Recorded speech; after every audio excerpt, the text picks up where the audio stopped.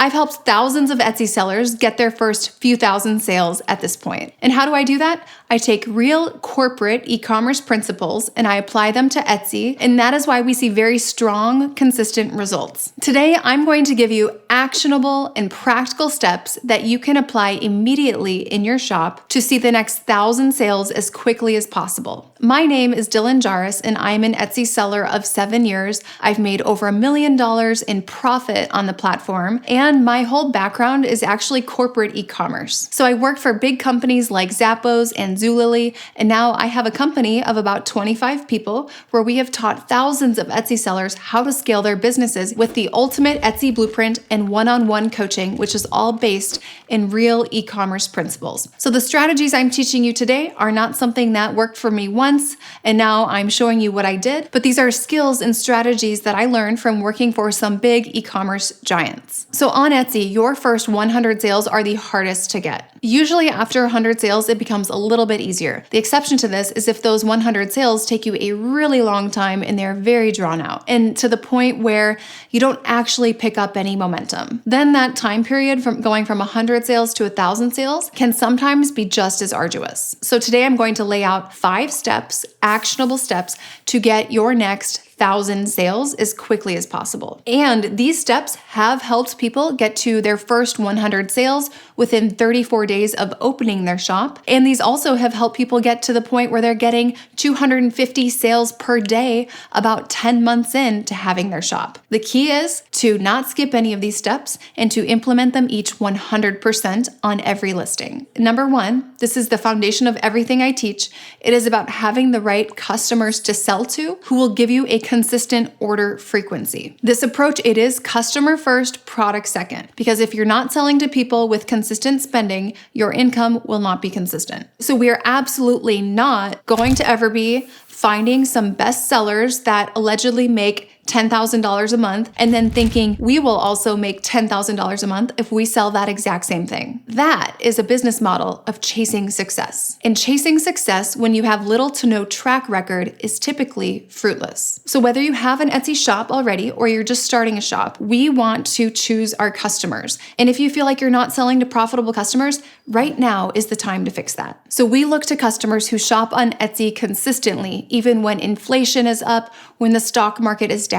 The resiliency of your customer is essential for any e-commerce business. So we want to sell to people who value their time more than money. Maybe they're involved in expensive hobbies or activities, and their spending habits are very consistent. And what we are also not doing is just picking a niche. We are not niching down. That is not the secret to success, because a niche does not guarantee that there are any profitable customers behind that niche. And a niche doesn't guarantee anything about the consistency of the sales for that niche. For example, you could say, I'm going to sell in the pet category niche, maybe even niche down, right, to dog owners or cat owners. Well, picking a niche or niching down doesn't mean anything about the consistency of your income, because if you look at pet owners, there's some people who will buy the cheapest dog food, whatever is on sale that week at their local Walmart. And then there's people who will get that premium fresh dog food that is delivered weekly to their front doorstep, right? Very, very different customers, even though you feel like you picked a niche. The spending habits of these customers, very different. The reliability and consistency of their spending, also very different. Number 1 is repackaging your listings, if you have them already, for profitable customers. And if you're starting from scratch, build your product mix with customers in mind first. And this leads me to step number 2. This is about building a dynamic product mix. Now, if you already have products in your shop, great, but it might be time to rebalance what you have. And if you don't have products, then this is the time to start out on the right foot. So we are not having a shop filled with all mugs or all digital planners or all t-shirts. The key to getting to 1,000 orders as quickly as possible is by having a dynamic product mix. So you will not get to 1,000 orders the fastest by having 100 listings of the same product. I have a framework called the 7 types of products to have in your shop. And it's designed to have different listings that have different purposes so that you are scaling your order number, that number under your shop name, and your revenue at the same time. We want both order number and revenue going up together. One of these 7 types of products that is key to scaling your order number quickly is a loss leader. So a loss leader is a listing. It's not a variation within another listing. And a loss leader is going to be a listing that is a lower price point item, it's lower margin, it has mass appeal, and it is high quality so that you get great reviews on this. So we want your loss leaders to get at least 20 orders per day to drive up your order number quickly. Your loss leaders should also be products that are evergreen and sell consistently year-round. It needs to be high quality because you're getting so many sales on this. We want your review rate on this listing to be very high as well. And that will increase the visibility and order velocity on your other listings. The goal with our loss leader is to get this listing to become a bestseller, ranking at the top of the search results as quickly as possible. So remember, loss leaders, they need to have mass appeal. So instead of being like maybe a cleaning checklist for hair salons, we might just have a Monday through Friday cleaning checklist that's going to have more mass appeal. Instead of being like editable social media templates for cosmetic dentistry, we would want to have something that has more mass appeal, such as social media templates for small business owners. So B2B items that could appeal to a variety of businesses are a great loss leader. Other ideas for loss leaders could be supplies. So whatever supplies you use to make those handmade items, put those as loss leader listings. Another idea for a loss leader might be something like a mama sweatshirt. Instead of having like a triplet mom sweatshirt that's very specific and, very niche, maybe a more general mass appeal mama sweatshirt. Another idea could be a plain wooden frame instead of an engraved frame. Because one important thing with loss leaders is that we do not want these to be customizable. We want to be cranking these things out. We don't want to do anything that takes much labor from you. And with print on demand, I like to just pick a whole category as my loss leader category. So keep in mind, loss leaders are not going to be customizable. They should not be highly breakable because remember, we want to get really strong reviews on these. We also want to make sure these are items that cannot sell out, items that you can always find again and again. That's why digital products are great for this. We also don't want our loss leaders to be holiday specific or only to sell during certain times of the year. So I do not recommend doing an ornament as a loss leader unless it is something that is gifted throughout the year, like maybe a realtor client gift. And lastly, this is probably the biggest mistake I see people doing with loss leaders. It is by having a variation that they call a loss leader within another listing that is deceptive. This is when you see, a sweatshirt listing where the price point in search results looks like it's $9.99. You click into the listing and there's a little toddler t-shirt in there that is sold out and it's hiding in the variations. So loss leaders are not a tool for deception to get people to click into your listings. Loss leaders are standalone listings. And we've helped thousands of students use these loss leaders to get their first 1,000 sales very quickly. The third step to getting your next 1,000 sales as quickly as possible is by optimizing for organic traffic. Now that might sound like a lot of fluff, right? If you don't have an e-commerce background, optimize organic traffic, like what does that really mean? Well, it's about getting people who will buy your products to see your products so that they can buy them. It's very simple. And it's by doing it without paying for ads. So we are not going to be paying to get our first 1,000 orders or the next 1,000 orders. So we are not using Etsy ads to do this. I'm going to show you how much more efficient and profitable it can be to optimize your listings to get that organic traffic. If you are using Etsy ads on unoptimized listings, so listings that aren't optimized, it's like putting a Band-Aid on something that needs stitches, okay? It's not a sufficient fix for the real problem. So what we want to do is build our listings correctly so that we can get that built-in traffic, because Etsy, it is a search engine and it pulls in traffic from Google search as well. So why not take advantage of all that free traffic? It's really a missed opportunity if you're choosing not to optimize your listings. So to optimize your listing, this means your SEO must be on point and the listing must be optimized for mobile and desktop to increase your conversion rate. When your SEO is on point, you really don't need ads. And a lot of people think, well, what does that mean? Like my titles have to be good? Titles are like 10% of your SEO. Yes, your titles do have to be correct, but that's only a small piece of it. Most people don't have extensive SEO experience,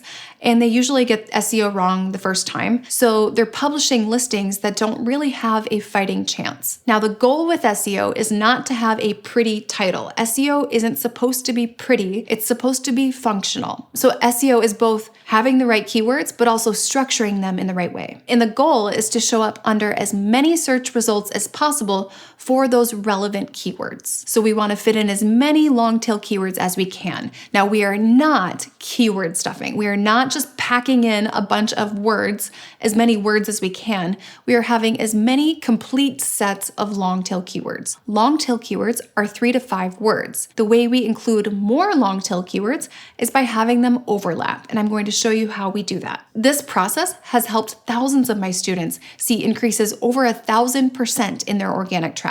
So here's an example. In this listing, you will see the title says 70 musician post, musician, social media, Canva, editable template, Instagram, social media template. Wouldn't quite do that. Instead, I would do something like musician Instagram template, music social media post, editable IG template for artist, press kit bundle for content creator. In the first one, there's like 5 different sets of keywords, right? Now they are long tail, but huge missed opportunity. So instead of showing up under 4 long tail keywords, we're showing up under 8 sets of long tail keywords, because you can break it down into musician Instagram template music, music social media post editable Instagram template for artist press kit bundle, and bundle for content creator. So you are showing up under many more sets of long tail keywords here by having the long tail keywords overlap. Step number 4 to getting your next 1,000 orders as quickly as possible is with your pricing strategies. If you currently have no sales, there is no reason you should be pricing at full price right now. In fact, I probably wouldn't recommend having anything at full price until after your first 1,000 orders. The goal right now is rapid acceleration of your shop. We need to rip off the Band-Aid, and we do not need to be worried about training our customers to only shop when things are on sale. As a shop with no sales, you have nowhere to go but up, right? You don't have a reputation to protect at this point. You have no track record, and it is not very convincing for someone to purchase from you when you have no sales. So don't worry about offering discounts, tainting the perception of your shop. At this point, we need to get you the shell of a shop that has 1,000 orders. That's priority number 1 here. There is no reason to be pricing at full price until you have 1,000 sales. Now, this recommendation is for people who want to grow quickly. If you're like me, you might be a little impatient and you want to see rocket ship level growth. You could leave things at full price and maybe in 6 months you'll get 60 sales, or you could get really aggressive with some dynamic pricing strategies that could get you 600 sales in 6 months, or even 6,000 sales in 6 months. 6 months from now, what do you want your shop to look like? What order count do you want to be sitting under your shop name? That is a goal that I would stay focused on. So remember, in terms of pricing, you want to have different pricing strategies for different stages of your business and different stages of a listing's life cycle. So for example, on the listing level, I recommend having a specific pricing strategy until that listing has X number of sales. Because right now, we need you to just rank higher. A lot of people have heard things like it takes 6 months to get traction on Etsy. Just be patient. I beg to disagree. I think that your first 6 months, you should be hitting the ground running. Pedal to the metal. Do not take your foot off the gas. This is the time to not be too patient, because if you're too patient with the wrong strategies, 6 months from now, you're not going to magically start getting hundreds of orders. You've really got to be aggressive and quick and rip the Band-Aid off to get that first 1,000 orders. Or if your shop is at a point where it's kind of stagnant or plateauing, you need to really ramp things up and get that order velocity going again with these strategies. So if your shop is stagnant, Treat your pricing strategies like you would for your first 1,000 sales. You just need to get those in and under your belt quickly. The fifth step to get your next 1,000 sales as quickly as possible is aggressive social media strategies. Now, we are not paying for social media ads, and we are not asking our friends and family to help us. They don't even need to know what you're doing if you don't want them to. We're going to focus on Facebook, Pinterest, Instagram, and TikTok. Now, if you want to only focus on one of them, that's okay, but I would choose Facebook. I have countless students whose shops blow up with our Facebook strategies. Now, Facebook it's a 3-prong approach. So it's not just, building up a Facebook business page. Actually, that's not even one of the 3. One of our strongest Facebook strategies is really about being a solution to problems. People oftentimes go to Facebook with problems. They're looking for solutions. And what I love about Facebook is that it is a search engine as well. So your links will stick around for a long, long time. The Facebook strategy was actually the only thing I did with social media when I started on Etsy, and it is the thing that got me to 10K per month by my 4th month on the platform. All right, now Pinterest is the long game. You're not going to see results tomorrow from what you do on Pinterest today, but you're going to definitely want to have Pinterest at some point working for you. So you might as well get started now, because it might take 6 months for Pinterest to really pick up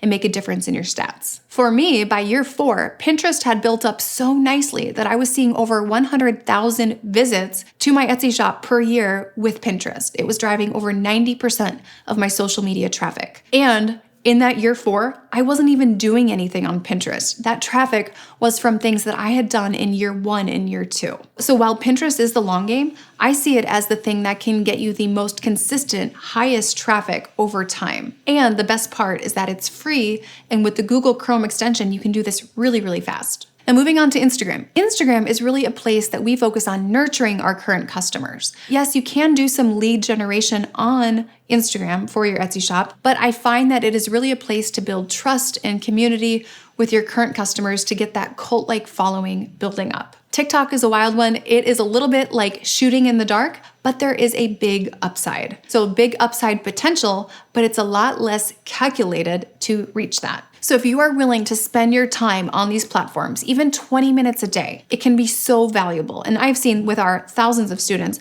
that is 100 times more valuable than dumping money into ads for unoptimized listings. So if you don't have 1,000 sales yet, or if you are at the point where your sales have slowed down or they're plateauing, go hard with social media for the next 1,000 orders. You won't regret it. Now, this leads me to my free giveaway. If you want to see some sneak peeks of the strategies that our company used to help thousands of Etsy sellers achieve over $10 million last year, definitely grab our free checklist. Our free weekly checklist is filled with revenue-generating activities split out per day. And these will help you stop spinning your wheels and finally start to see the results that you're looking for. If you would like one-on-one coaching for your shop, or if you'd like to see our full in-depth connected strategies, you can also reach out to me on Instagram at Dylan Jarris, or just email team@dylanjarris.com. We've worked with people who are just starting shops and people who are already doing over $8 million a year. So if you'd like our help, just reach out to us and we would be happy to chat with you more about your Etsy shop.